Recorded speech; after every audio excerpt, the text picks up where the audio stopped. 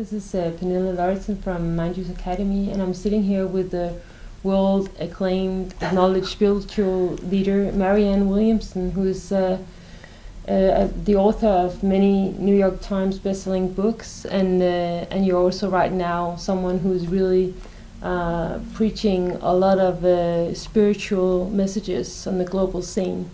So my question to you is, I'm just going to go straight to the case and ask you, in the midst of this bombing in Paris and yes. several places in the world, what is it that the world needs right now, in your opinion?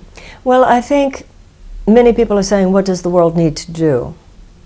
And I think before we can know what to do, we have to know what it is we need to understand. Mm-hmm. I think that the law of cause and effect applies to groups of people and nations and civilizations as much as it applies to individuals.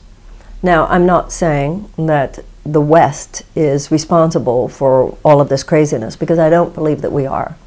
But there have been certain actions, certainly on the part of my own country, the invasion of Iraq is an example, that, as we know, exploded this hornet's nest.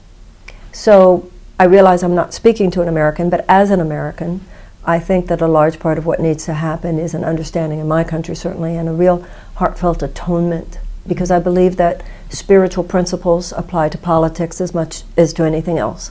I think when you get things right with your heart and your behavior and what your own mistakes were, then I think that the universe shifts. I don't think just metaphorically, I think literally. So just if I can, so what do you mean by the cause and effect, like applies to the world and to Well, I believe that we should see, all of us in the Western nations, should view large groups of desperate people as a national security risk. In terms of the United States, I think that this has to do with a lot of our foreign policy. In Europe, I believe, this is relevant in terms of your immigration policies. If you are going to allow people to immigrate, then I think part of the lesson here is that you must also allocate resources to help those people integrate economically and socially.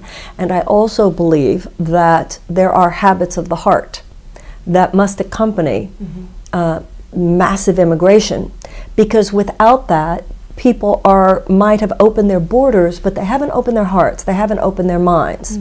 And it's easy to say, well, they should be lucky they're here, they should be thankful that they're here. But how do you say that to an 8-year-old? You know, one of the things that makes the political paradigm that now dominates Western civilization so inadequate to the times in which we live is that it doesn't take into account psychological and emotional factors. It doesn't take into account that real human beings are living through these things. Why do you think that is? Well, because it's an old mechanistic model of rationalistic thought that's old Newtonian physics. But all of that is obsolete now. We're living in a new era, or at least a new era is trying to be born here. Certainly the old era is proving, and the problem-solving modalities of the old era are proving inadequate to the times in which we live. So what defines the old era? Just a lot of people watching here, they might not know what the old era is. The old era is treating people like machines. And treating the external world like machines.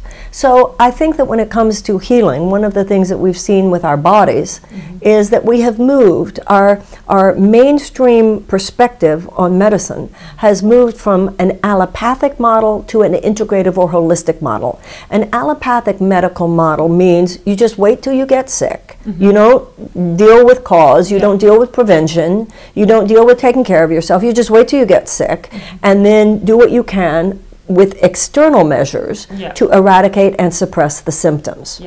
We have now moved to an integrative, holistic model where we know you can't just have bad nutrition, never exercise, put awful substances in your body, and then think that you can get sick and a pill or a medicine can just fix it.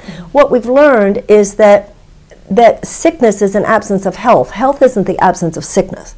And now we need to move into that same paradigm shift when it comes to politics and society.